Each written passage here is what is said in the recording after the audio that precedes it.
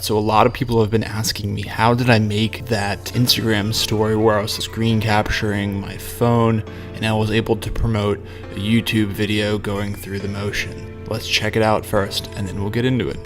Hey, what's going on everybody? If you haven't already, go to YouTube, type in Kristof Lewis, hit subscribe, check out my channel, see what's going on there, hit the bell button so you get alerts. Next conversation drops at 4 p.m. Eastern Standard Time.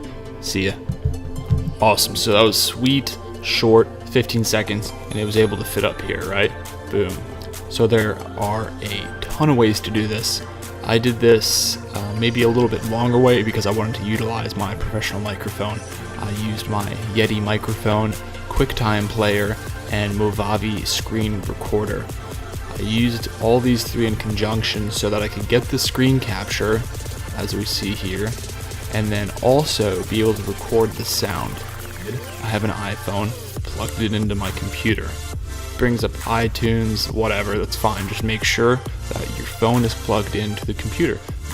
Okay, next step. Once you load your phone up to your computer and it's connected correctly, you're going to load QuickTime Player. File, new movie recording, which is going to load your phone. Awesome. We see your phone here. Everything looks good. I can scroll on my phone in my hand and we see it scrolling here. You can go see the story that I posted. Pretty cool, right? Alright.